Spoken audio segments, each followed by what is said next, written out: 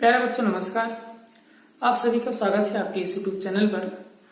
आज से हम आपको कक्षा 10 के विज्ञान का अध्ययन कराएंगे, इसलिए आप लोग कक्षा 10 के विद्यार्थियों को ज़्यादा से ज़्यादा जोड़ने का प्रयास करेंगे और अपने सहपाठियों और मित्रों के साथ इस वीडियो को शेयर करेंगे। और यदि आप लोग इस चैनल पर नए हैं तो वीडियो के नीचे आ रहे रेड बटन को प्रेस करके चैनल को सब्सक्राइब कर लें और साथ ही साथ बेल आइकन को भी प्रेस कर दें, जिससे सभी वीडियोस की नोटिफिकेशन आप लोगों तक पहुंच सके। ठीक है, आइए स्टार्ट करते हैं। कक्षा 10 के विज्ञान में जो भी कंटेंट है पहले हम आप लोगों को बता देते हैं, उसके पश्चात आपका जो लेसन है वो स्टार्ट किया जाएगा। ओके, आपका जो विज्ञान है कक्षा 10 का जो विज्ञान है वो आपका 3 भाग में विभाजित है, 3 पार्ट में डिवाइडेड है। तो इनको पहले समझ लेते हैं। सबसे पहला पार्ट आपका आता है भौतिक विज्ञान। ओके, पहला भाग है आपका भौतिक विज्ञान। दूसरा आपका है बच्चों रसायन विज्ञान। सेकेंड पार्ट आपका है रसायन विज्ञान और थर्ड पार्ट आपका है जीव विज्ञान। ओके, तो इसमें हम लोग सबसे पहले भौतिक विज्ञान देखेंगे, उसके बाद रसायन विज्ञान, फिर जीव विज्ञान को देखते चलेंगे। साथ ही साथ जो भी आप लोगों की डिमांड होगी उसके हिसाब से आप लोगों को लेक्चर्स प्रोवाइड कराते रहेंगे। ओके, तो यहाँ पे सबसे पहले हम लोग विज्ञान को देखेंगे, उसके बाद भौतिक विज्ञान पे चलेंगे। ओके, तो विज्ञान जैसे कि आप लोग पहले से ही पढ़ते आए हैं, पिछली कक्षाओं में भी आप लोगों ने विज्ञान के बारे में बहुत कुछ पढ़ा होगा। तो वही सिंपल सी जो डेफिनेशन है, जो आसान सी परिभाषा है, वही हम आप लोगों को बताएंगे, क्योंकि आप लोगों को केवल समझना है, परिभाषा आपसे विज्ञान की नहीं पूछी जाएगी। ओके, तो जो आपका विज्ञान होता है वो किसी भी वस्तु के सुसंगठित, सुव्यवस्थित और क्रमबद्ध ज्ञान को ही हम लोग उसका विज्ञान कहते हैं। ओके, किसी भी वस्तु के सुसंगठित, सुव्यवस्थित और क्रमबद्ध ज्ञान को क्या कहते हैं बच्चों? विज्ञान कहते हैं। ठीक है, या फिर दूसरे शब्दों में हम लोग प्रायोगिक रूप में कह सकते हैं कि किसी भी चीज का हम लोग अध्ययन करें और उस अध्ययन को हम लोग प्रयोगशाला में अगर प्रूव कर सकें तो उसी चीज का, यानी कि उसी भी वस्तु का जो अध्ययन होगा हमारा, वो क्या कहलाता है? विज्ञान कहलाता है। ओके, तो विज्ञान आप लोगों को समझ में आया होगा। किसी भी वस्तु के सुसंगठित, सुव्यवस्थित और क्रमबद्ध ज्ञान को क्या कहते हैं? विज्ञान कहते हैं। ओके, विज्ञान को अंग्रेजी में साइंस कहते हैं। और ये जो साइंस शब्द है बच्चों, आप लोगों को दिख रहा होगा, ये जो साइंस शब्द है वो लैटिन भाषा के साइंटिया से मिलकर बना है। ये ठीक है, साइंटिया से मिलकर बना है, या इसको सिंटिया भी पढ़ सकते हैं आप लोग। इससे मिलकर बना है, जिसका अर्थ होता है नॉलेज। नॉलेज, ओके, नॉलेज का मतलब जानकारी या ज्ञान होता है, आप लोगों को पता होगा। कहने का मतलब ये है, जो साइंस है इससे तात्पर्य है हमारा कि उस वस्तु के बारे में हम लोग अच्छे से या गहनता पूर्वक अगर जानकारी प्राप्त कर रहे हैं, किसी भी वस्तु के बारे में या किसी भी विषय वस्तु के बारे में अगर हम लोग तार्किक ढंग से उसके बारे में अगर हम लोग जानकारी प्राप्त करेंगे तो वही हमारा क्या कहलाएगा? साइंस कहलाएगा। ओके, किसी भी वस्तु के सुसंगठित, सुव्यवस्थित और क्रमबद्ध ज्ञान को ही क्या कहते हैं बच्चों? विज्ञान कहते हैं। ओके, इसके बाद हम लोग आगे बढ़ेंगे। हम लोग सबसे पहले इस विज्ञान में पहला पार्ट हम लोग भौतिक विज्ञान का पढ़ेंगे। उस भौतिक विज्ञान को देखते हुए हम लोग आगे बढ़ेंगे। तो हम लोग सबसे पहले देख लेते हैं कि ये जो भौतिक विज्ञान है वो आखिर होता क्या है। भौतिक विज्ञान को अंग्रेजी में कहते हैं बच्चों फिजिक्स। ठीक है, PHYSICS। ओके, ये जो फिजिक्स है पहले हम लोग इसको जानेंगे कि फिजिक्स जो है वो विज्ञान का ही एक पार्ट होता है, ठीक है, जिसमें हम लोग प्रकृति से संबंधित नियमों और सिद्धांतों का अध्ययन करते हैं।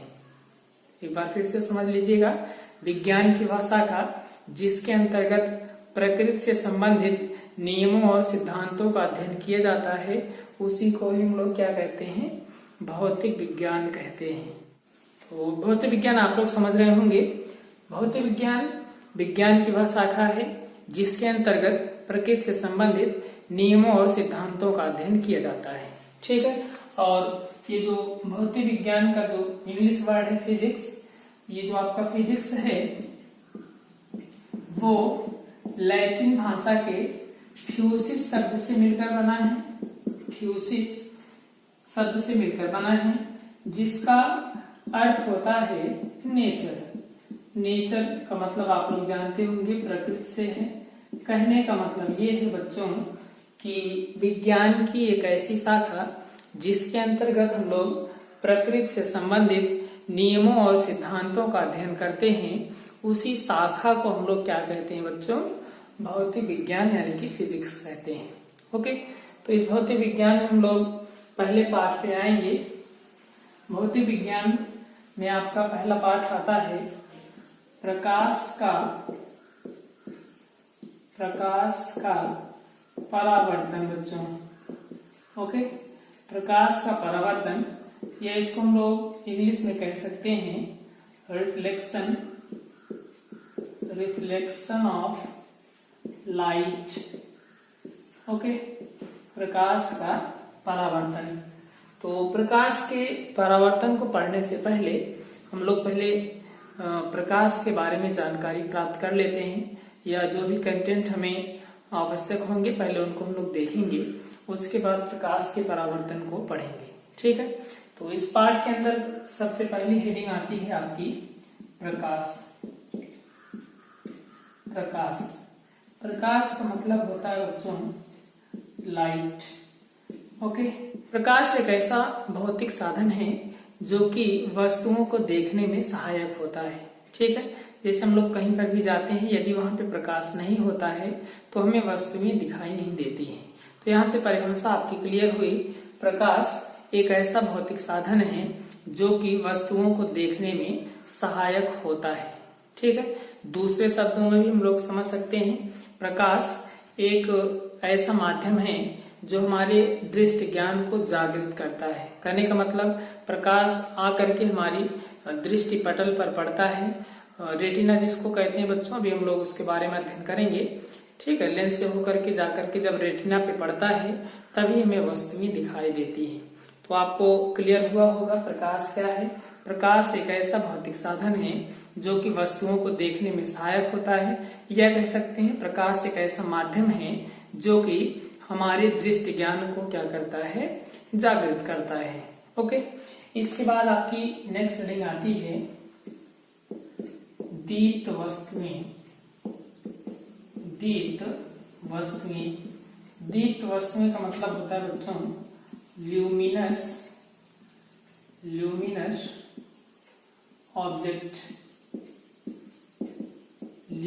ऑब्जेक्ट्स, ठीक है। दीप्त वस्तुएं ये कैसी वस्तुएं हैं उसको हम लोग देखेंगे। दीप्त वस्तुएं का मतलब होता है ऐसी वस्तुएं, दीप्त वस्तुएं आप लोग देखेंगे ऐसी वस्तुएं जो स्वतः प्रकाश का उत्सर्जन करती हैं, वो दीप्त वस्तुएं कहलाती है।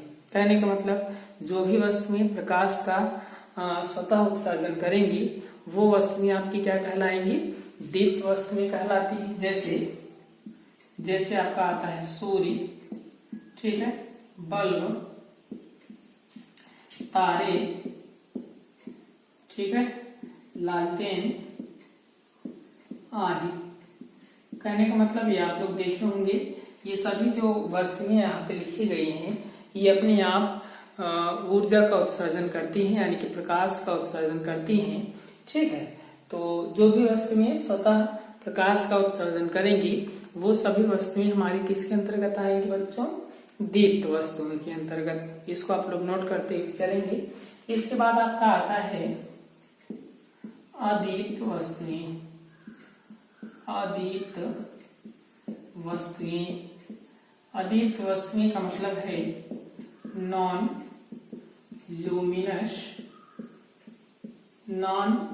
Luminous objects. ओके, इसको आप लोग समझिएगा। ये ऐसी वस्तुएं हैं जो स्वतः प्रकाश का उत्सर्जन नहीं करती हैं। ऐसी वस्तुएं जो स्वतः प्रकाश का उत्सर्जन नहीं करती हैं अदीप्त वस्तुएं कहलाती हैं। कहने का मतलब ये कुछ इस प्रकार की वस्तुएं होती हैं जो किसी दूसरी प्रकाशित वस्तुओं से आ रहे प्रकाश से दिखाई पड़ती हैं या चमकती हैं। ओके, जैसे आपका चंद्रमा हो गया, चंद्रमा, ठीक है, लकड़ी, ठीक है बच्चों, चंद्रमा हो गया, लकड़ी, मेज आदि, ठीक है ना। ये सभी कैसी वस्तुएं हैं? ये सभी अदीप्त वस्तुएं हैं, क्योंकि दूसरे वस्तुओं की या दूसरी प्रकाशित वस्तुओं के माध्यम से हम लोग इन सबको देखते हैं। ठीक है, या यूं कह सकते हैं ये ऐसी वस्तुएं हैं जो दूसरी प्रकाशित वस्तुओं के द्वारा प्रकाशित होती हैं बच्चों। ओके, यहाँ तक आप लोग समझ रहे होंगे। इसके बाद आगे बढ़ेंगे हम लोग, इसको इरेज करते हैं। इसके बाद नेक्स्ट स्टडी हमारी आती है प्रकाशिक माध्यम। ठीक है बच्चों, प्रकाशिक माध्यम। प्रकाशिक माध्यम को इंग्लिश में कहते हैं ऑप्टिकल मीडियम। ठीक है, प्रकाशिक माध्यम हम लोग देखेंगे। प्रकाशिक माध्यम एक ऐसा माध्यम होता है जिसमें से होकर प्रकाश गमन करता है। कहने का मतलब जिस माध्यम से होकर प्रकाश एक बिंदु से दूसरे बिंदु तक जाता है, उन्हीं माध्यमों को हम लोग क्या कहते हैं बच्चों? प्रकाशिक माध्यम कहते हैं। ये माध्यम निम्न प्रकार के होते हैं। सबसे पहला आपका आता है पारदर्शक माध्यम, या इसी को कहते हैं पारदर्शी माध्यम। ठीक है ना। पारदर्शक माध्यम में आप लोग देखिएगा ट्रांसपेरेंट मीडियम है। ये ऐसा प्रकाशिक माध्यम होता है, ऐसा प्रकाशिक माध्यम जिसमें से होकर प्रकाश का अधिकांश भाग आर पार निकल जाता है, उसी को हम लोग कहते हैं पारदर्शक माध्यम। फिर से आप लोग समझेंगे, ऐसा प्रकाशिक माध्यम जिसमें से होकर प्रकाश का क्या होता है? अधिकांश भाग। यहाँ पे हम पूरा नहीं कह रहे हैं, आप लोग ध्यान दीजिएगा। अधिकांश भाग आर पार निकल जाता है। ठीक है, आर पार क्या होता है? आर पार निकल जाता है। उन्हीं माध्यमों को हम लोग क्या कहते हैं? पारदर्शक माध्यम कहते हैं। सबसे पहली बात आप लोग इसको जान लीजिए, नोट कर लीजिए। किसी भी माध्यम से या किसी भी प्रकाशिक माध्यम के द्वारा पूरा भाग आर पार नहीं जा पाएगा, ना तो पूरा भाग यानी कि 100% जो भाग है वो रुक पाएगा। कहने का मतलब कोई भी प्रकाशिक माध्यम ना तो पूर्णतया पारदर्शक होता है, 100% पारदर्शी नहीं होता है, और ना ही 100% अपारदर्शक होता है। ओके, इसके बारे में आप लोग नेक्स्ट क्लासेस में जाएंगे तो वहां पे आपको बताया जाएगा। किसी भी माध्यम के द्वारा या किसी भी तल के द्वारा हम लोग ना तो प्रकाश का पूर्णतः अपवर्तन करा सकते हैं और ना ही परावर्तन करा सकते हैं। ओके, तो फिलहाल आगे की बातें यहाँ पे आप लोग समझिएगा। प्रकाश का अधिकांश भाग जहां से आर पार निकल जाएगा, उन्हीं माध्यमों को हम लोग पारदर्शक माध्यम कहते हैं। जैसे साफ कांच हो, ये फॉर एग्जाम्पल से आपके उदाहरण हैं। पहला उदाहरण आपका हो सकता है साफ कांच। ठीक है, वायु तो आप लोग जानते होंगे, वायु में प्रकाश एक जगह से दूसरी जगह पर आसानी से चला जाता है। ठीक है, साफ कांच, वायु और जल, साफ जल होना चाहिए, ध्यान दीजिएगा, आदि। ये सभी जो माध्यम यहाँ पे लिखे गए हैं, ये पारदर्शक माध्यम है। आप लोग देख सकते हैं साफ कांच जो होता है उसमें आर पार दिखता है, लगभग साफ दिखता है। वायु में तो दिखता ही है। वायु के कण होते हैं, आप लोग अति सूक्ष्म दर्शी द्वारा या आप लोग कह सकते हैं इलेक्ट्रॉन सूक्ष्म दर्शी द्वारा अगर देखेंगे तो वायु के छोटे छोटे कण दिखेंगे जो कि प्रकाश को रोकने का प्रयास करते हैं। और जल होता है, साफ जल जो होता है वहां से क्या होती है बच्चों, वस्तुएं दिखाई देती हैं। ठीक है, यह आप लोग कह सकते हैं प्रकाश का अधिकांश भाग बाहर निकल जाता है। दूसरा आपका आता है पारभासक माध्यम। पारभासक माध्यम, ठीक है, ये इसी कहते हैं ट्रांसलूसेंट मीडियम। पारभासक माध्यम आप लोग ध्यान दीजिएगा, ये एक ऐसा प्रकाशिक माध्यम होता है जिसमें से बहुत कम भाग आर पार निकल पाता है। मतलब कहने का ऐसा प्रकाशिक माध्यम जिसमें से प्रकाश का कुछ भाग आर पार निकल जाता है, उसी प्रकाशिक माध्यम को हम लोग क्या कहते हैं बच्चों, पारभासक माध्यम कहते हैं। जैसे यहाँ पे साफ कांच था, यहाँ पे हम लोग घिसा हुआ कांच अगर लेंगे, ठीक है, अगर घिसा हुआ कांच लिया जाए और उससे प्रकाश, उस पर प्रकाश को आप कराया जाए तो क्या होगा बच्चों, जो प्रकाश का कुछ भाग है वो आर पार निकल जाएगा।